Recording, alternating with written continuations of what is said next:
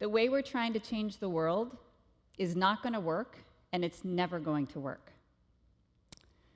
I'd like to offer a radical theory of change based on my experience working around the world with people trying to solve our most pressing problems. This belief turns most of our efforts to fix our world on their heads. Here it is. You can't fundamentally change big systems. You can only abandon them and start over, or offer hospice to what's dying.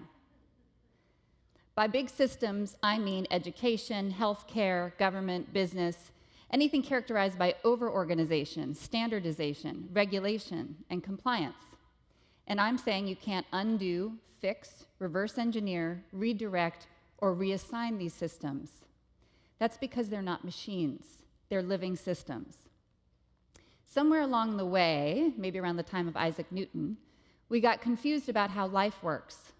We convinced ourselves that the world was causal, linear, and predictable. And so we began to treat our bodies, our communities, and our ecologies as if they were machines. Machines respond really well to top-down, preconceived strategies.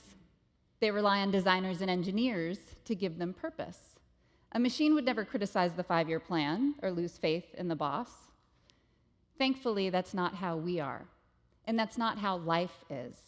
Natural systems, living systems, are complex, emergent, and unpredictable. And every system we humans participate in is a living system. Small wonder we keep failing to predict and control the outcome of our good faith efforts to repair our schools, hospitals, banks, and bureaucracies. So I'd like to offer a map for what we can do to create change. Maps orient us. They tell a story about how we see the world. And right now, I believe the maps we've been using have gotten us tragically lost. So here's a new map, a living systems map, to help us better understand the complexity of the world we live in. My colleagues and I call this map the two loops, though for better or for worse, I've also heard it referred to as Deborah's curves. All living systems rise, peak, and move into decline. At some point, usually around the peak, signs of turbulence appear, disruptions in supply, spikes in demand, volatility in pricing. Alternatives to the dominant system begin to appear. I call these alternatives walkouts, people who turn their backs on the dominant system so they can experiment with creating something new. If these walkouts remain isolated from one another, nothing happens. The dominant system will crush, absorb, or co-opt the pioneers because every living system is inclined towards self-preservation. But if they get connected to one another, exchanging information and learning, then their separate efforts can suddenly emerge as a powerful system capable of disrupting the old order and giving birth to something new. Let me offer an example. How many of you grow your own food, participate in a community garden, or buy local produce directly from farmers through a CSA or community-supported agriculture? We're in JP, right? Okay. 40 years ago, only a few people were talking about organic food.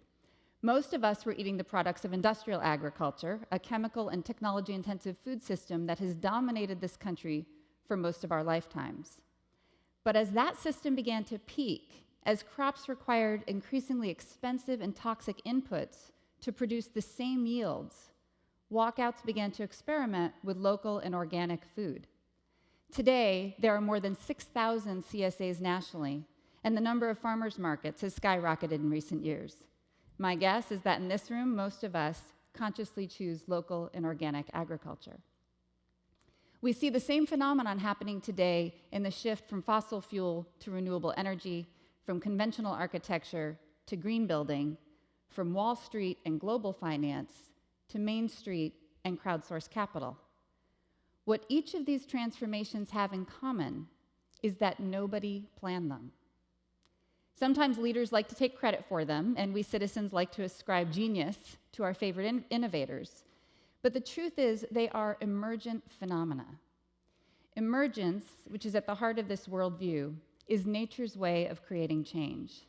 Emergence is tricky to see, and it's hard to describe, but we know it's present when local actions spring up simultaneously in many different areas, get connected, and then suddenly and surprisingly emerge as a powerful system. I'm a localist. I believe it is through small local actions alongside people who share our visions and dreams that we create the conditions for change. That's why I've chosen to focus my attention on working here in Jamaica Plain and throughout the Boston area. As an impact investor, I want to create the conditions for a just and sustainable.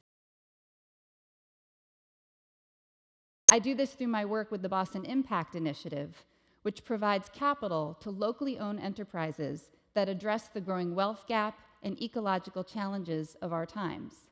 I know there are others like me doing similar work in New York, Detroit, Oakland, and beyond, and I trust that our separate local efforts will add up to collective change.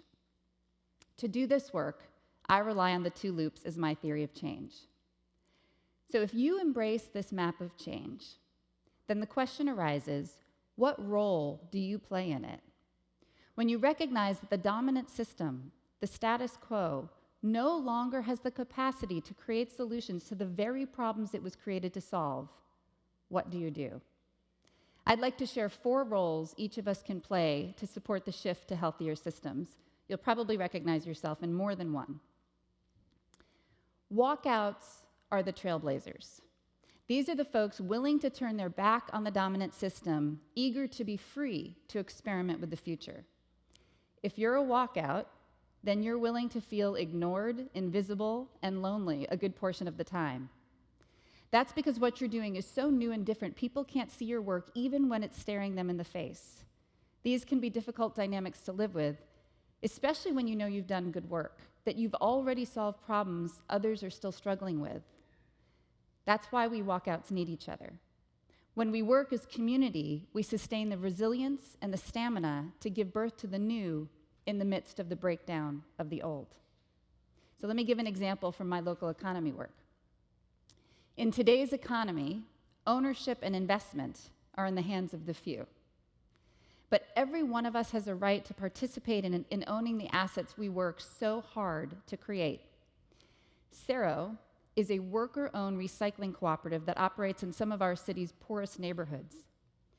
In addition to being owned by every single one of its workers, Cero has figured out how to sell shares of its stock directly to the public, raising more than $370,000 from community investors.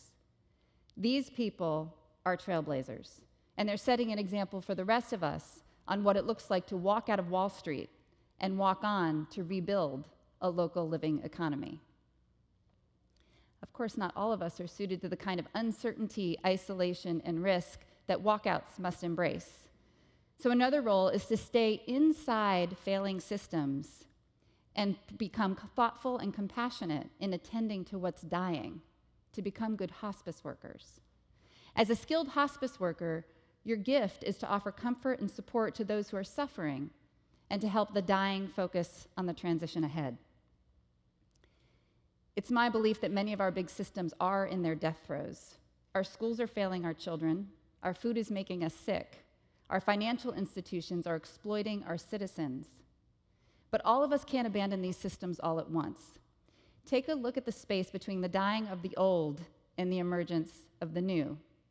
There's a gap. And that's because the emerging systems aren't robust enough yet to receive all of us. We still need fossil fuel to manufacture solar panels. We need to provide food aid where there's drought and disease. We need hospice workers to guide us through these transitions. In our local economy, the Jobs Not Jails campaign is an example of compassionate hospice work. These activists are fighting to redirect $2 billion from prison spending to job creation. They're working inside our failed criminal justice system to advocate on behalf of those most vulnerable to its inequities, and they're helping those who have suffered regain the dignity of employment and economic stability. The third role to play in supporting the emergence of the world we wish for is to make visible the choice. If you're an illuminator, then you love to tell stories, to shine a light on trailblazers' efforts to create something new. You have to be willing to repeat yourself and to maintain grace in the face of resistance and criticism. It takes perseverance to help others see new approaches for what they are, examples of what's possible, of what our new world could be. How many of you have noticed the JP Local First decals on stores up and down Center Street? The Buy Local and Local First signs on many Main Street businesses throughout our country are the work of illuminators, those who are helping us consumers choose to support local businesses. They're reminding us that half of every dollar we spend locally stays in our community, as opposed to draining out to multinational corporations. Every day, each of us makes dozens of choices, usually unconsciously, about which economy to support. Illuminators help us make wiser choices. And finally, there are those who've been quite successful in the dominant system. They wield power and influence, and they have access to resources and relationships that can advance or destroy pioneering efforts. If you're a protector, then you're willing to use your power and position to consciously create oases where people can innovate, protected from the disabling demands of the old system. You are the dedicated and thoughtful revolutionaries who live deep inside institutional life to give birth to the new. My friend John Barros is a shining example of a protector. John is the Chief of Economic Development for the city of Boston. His roots are as a trailblazer. Right around the corner from here in Dudley Square, John organized his community to reclaim control of their property through a groundbreaking land trust. Now he uses his influence to support pioneering efforts to make our economy more equitable and inclusive. For too long, we've convinced ourselves that change will come when someone else figures out how to fix what ails us. But in living systems, there are no silver bullets. The truth is, we need all of us, the trailblazers, the hospice workers, the illuminators, and the protectors, to create the conditions for change. So take a look around this room. If we want a healthier and more resilient Jamaica Plain, then it's up to us. The change we wish for will emerge when each of us takes small local actions alongside people who share our visions and dreams. Join me in being a localist. Thank you.